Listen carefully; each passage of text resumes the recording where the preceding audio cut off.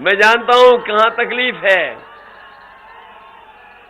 ये हमारे किसान जो इंतजार कर रहे थे, उनकी पैदावार की कीमत मिल जाएगी, पैदावार की कीमत नहीं मिली। लेकिन हमारे बुलडोजर बाबा जी ने उन्हें दिन रात जगाने को कर दिया है। पूरी रखवाली करनी पड़ रही है। और जो गौशालाएं बनी थीं, उसमें भूखी गाय मर रही हैं। और जो बाबा जी बता रहे थे कि हम उत्तर प्रदेश को सुधार देंगे, किसानों की मदद कर देंगे, वो अपने प्रिय जानवर को भी नहीं पकड़ पा रहे हैं। ये जो नाम ले रहे हो आप, ये हमारे बाबा मुख्यमंत्री जी का सबसे प्रिय जानवर है। इसलिए हम आपसे निवेदन करने आए हैं। ये चुनाव सरकार बनाने का है। बताइए, जैसा अभी आपके ओम प्रकाश राजभर जी ने कहा, क्या कांग्रेस सरकार बना रही है? क्या बहुजन समाज पार्टी सरकार बना रही है? सीधा सीधा मुकाबला है जनता का और भारतीय जनता पार्टी का। और समाजवादी पार्टी जनता के साथ खड़ी है। ये हमारे सुहेलदेव पार्टी जनता के साथ खड़ी है। साइकिल और छड़ी जनता के साथ खड़ी है। ये जो हम अपने साथियों को समझा के जा रहे हैं, आपने अभी पंचायत का चुनाव देखा होगा। मुकाबला था समाजवादी पार्टी और भाजपा में। भाजपा जो कर सकती थी उन्होंने किया, पैसे से लेकर के वोट छीनने तक। और कई जगह आपने खबरें पढ़ी होंगी कि जो हमारी माताएं बहनें पर्चा खरीद करके लाई थीं, उनके कपड़े फाड़ दिए और पर्चा छीन लिया। याद है कि नहीं याद है? और पूरे उत्तर प्रदेश में बहुजन समाज पार्टी के जितने भी जिला पंचायत सदस्य थे, सबने बीजेपी की मदद की कि नहीं की?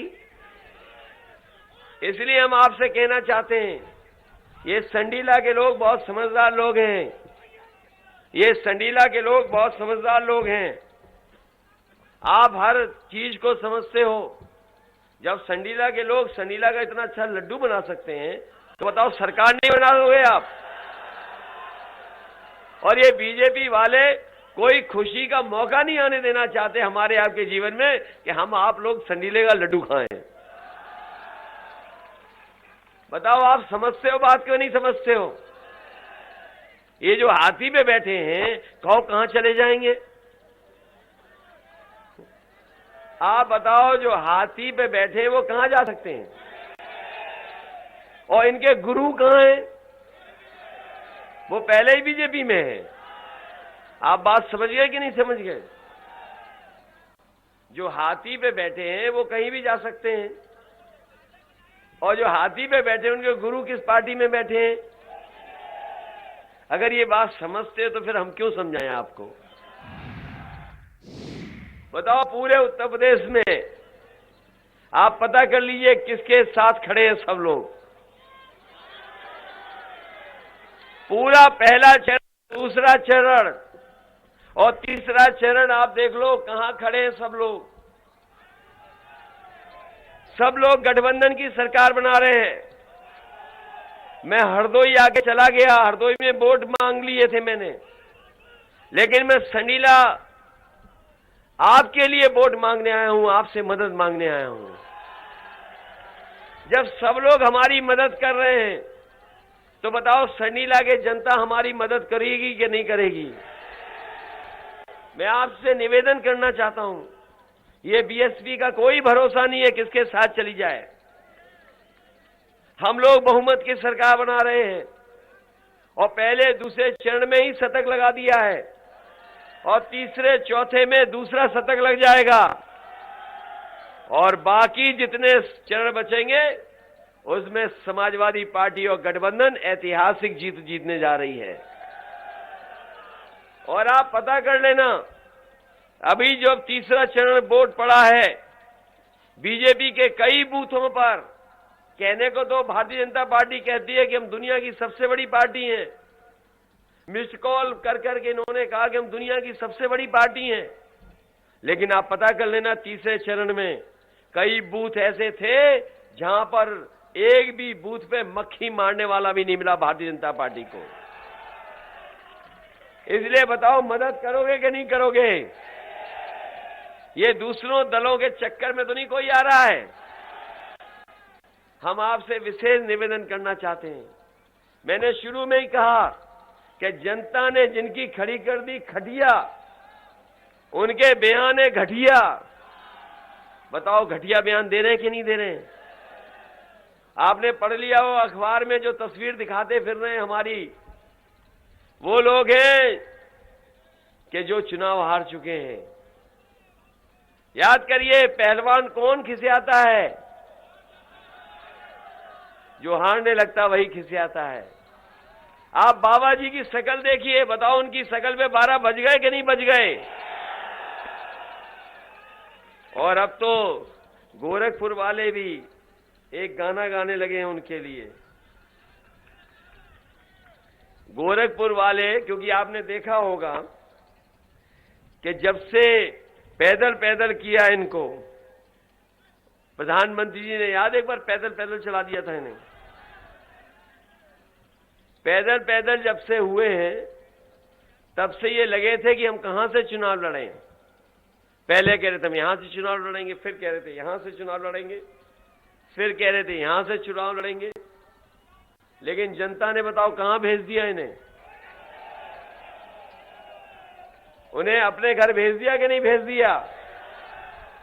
और सुनने में आया है कि 11 तारीख की हवाई जहाज की टिकट भी खरीद ली है उन्होंने। जो जाने वाला है उसे और धक्का मार दोगे कि नहीं मारोगे? इसलिए संडीला के हमारे सभी किसान भाई, सभी नौजवान साथी, सभी माताएं बहनें, मैं आपसे विशेष निवेदन करने आया हूं।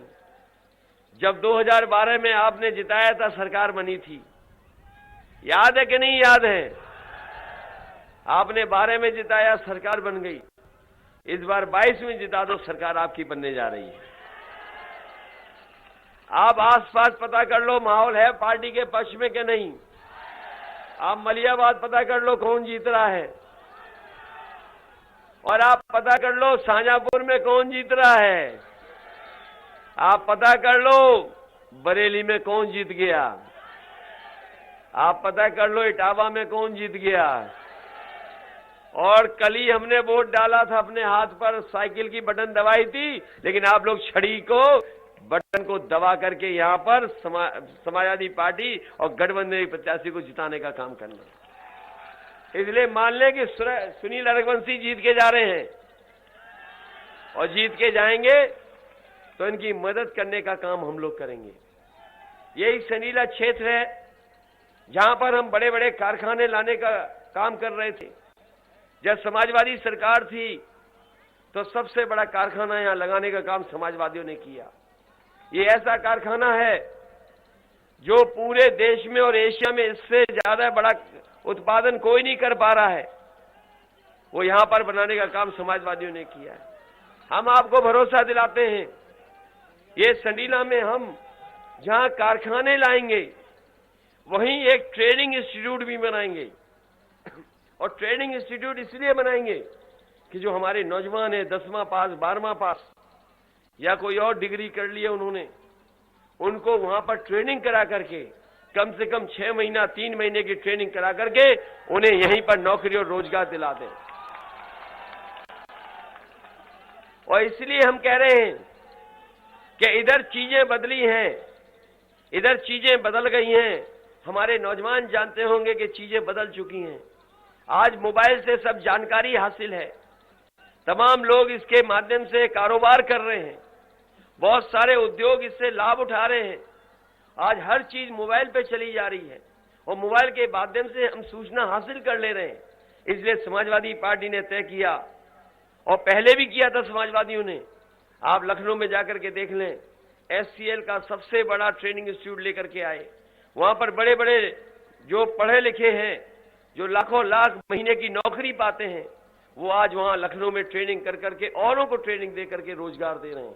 इसलिए आईटी के क्षेत्र में जो बदलाव आया है, काम करने के क्षेत्र में जो बदलाव आया है, इधर लैपटॉप, मोबाइल, चीजें बदल गई हैं। इसलिए समाजवादी पार्टी ने तय किया है कि नौजवानों को अच्छे रोजगार के लिए अगर हमें 22 लाख नौजवानों को आईटी से सेक्टर में नौकरी देनी पड़ेगी, तो अपने नौजवानों को भविष्य को बेहतर करने के लिए 22 लाख कंप्यूटर से जुड़ी रोजगार नौजवानों को दिलाने का काम करेंगे। क्योंकि पढ़ाई के बाद ट्रेनिंग जरूरत है। पढ़ाई के बाद अगर ट्रेनिंग नहीं करोगे तो रोजगार नहीं मिलेगा। आज के जमाने में हम कितनी भी अच्छी पढ़ाई कर लें, लेकिन अगर हम ट्रेनिंग अच्छी नहीं करेंगे तो हमें रोजगार नहीं मिलेगा। इसलिए संडीला इंडस्ट्रियल एरिया को और बड़ा कर करके और कारखाने उद्योग लाने का काम करेंगे और साथ ही साथ एक ट्रेनिंग इंस्टीट्यूट बनाएंगे कि अगर हमारे बच्चे ट्रेनिंग कर लें और फैक्ट्री के लोगों को कैसी नौकरी की जरूरत है उसी तरह की ट्रेनिंग दे करके उन फैक्ट्री में उनको नौकरी और रोजगार मिल जाए, उस दिशा में समाजवादी लोग काम करेंगे। इसलिए मदद करोगे कि नहीं करोगे? हमारे सुनील की भी मदद कीजिए और हमारे मनोज हैं इनकी भी मदद करना। हम अपनी माताओं बहनों को कह के जा रहे हैं, पहले 500 रुपए दे रहे थे पेंशन, इस बार 1500 रुपए महीना और साल के 18,000 रुपए पेंशन देंगे। पुरानी पेंशन बहाल करेंगे। अपनी बेटियां पढ़े लिखे, बहनें पढ़े लिखे, इनको 12वें का पास हो जाएंगी तो 36,000 रुपए देंगे। ये समाजवादी सरकार की हमारी योजना है। वहीं जो हमारे गरीब किसान हैं उन्हें खाद और डीएपी भी मुफ्त देने का काम समाजवादी सरकार में होगा। इधर डीजल पेट्रोल महंगा हो गया है, मोटरसाइकिल चलाने के लिए 1 लीटर महीना पेट्रोल देना पड़ेगा और डीजल भी वो देने का काम समाजवादी सरकार में होगा। ये हमारे पुलिस के लोगों का भी काम करने का और माहौल ठीक हो, इनको भी बहुत सारी सहूलियत देने का काम किया है। आने वाले समय में 100 नंबर जो थी, जो बाबा जी ने 112 कर दी है, अगर इसको भी सुधारना पड़ेगा तो पुलिस हमारी समय पर गांव पहुंच जाए, समय पर मदद के लिए पहुंच जाए। हमें 100 नंबर अगर गाड़ियां बढ़ानी पड़ेंगी तो गाड़ियां बढ़ा करके कानून व्यवस्था को बेहतर करने के लिए पुलिस की भी मदद करने का काम समाजवादी सरकार में होगा। ये एम्बुलेंस, क्योंकि बहुत सारे अस्पताल ऐसे नहीं है जहां इलाज हो जाए, कई बार गरीब बीमार हो जाता है, एम्बुलेंस समय पर नहीं पहुंच पा रही है। समाजवादी पार्टी ने कहा है कि हम अस्पताल को भी अच्छा करेंगे और वहीं एम्बुलेंस की भी संख्या 2 गुना करके अपने गरीबों की मदद करने का काम करेंगे। गांव में जाकर के एम्बुलेंस पहुंच जाए और उनसे जल्दी अस्पताल पहुंच जाए। ये सड़कें चौड़ी होना शुरू हो गई थी। ये लखनऊ से हरदोई होकर के चौड़ी सड़क बनी है।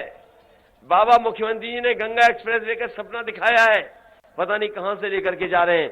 लेकिन समाजवादी पार्टी की सरकार बनेगी तो हरदोई को और संडीला को अगर हमें विशेष रूप से योजनाओं से जोड़ना पड़ेगा तो विकास की योजनाओं से आपको जोड़ करके संडीला और हरदोई को आगे बढ़ाने का काम करेंगे। इसलिए मदद करिए, छड़ी को जिताइए।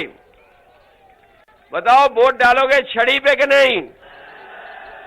और जो हाथी पे बैठे उन्हें समझाओगे कि नहीं समझाओगे? हमारा आपसे निवेदन है, समझाना जरूर। कोई वोट खराब नहीं होना चाहिए आपका। वोट तो नहीं खराब करोगे, जिसकी सरकार बन रही उसकी मदद करोगे कि नहीं करोगे? और उनके गुरु हैं जानते हो बीजेपी में, इसलिए हमारी मदद करना। बहुत बहुत धन्यवाद।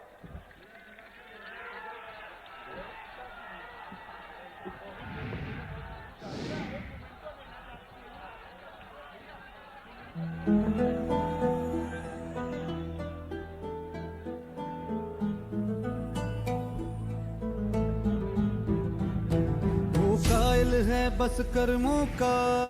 भाजपा का संकल्प है किसानों को सिंचाई के लिए मुफ्त बिजली। फिर मांगे भाजपा सरकार। फिर से कमल का बटन दबाएं, भाजपा को जिताएं।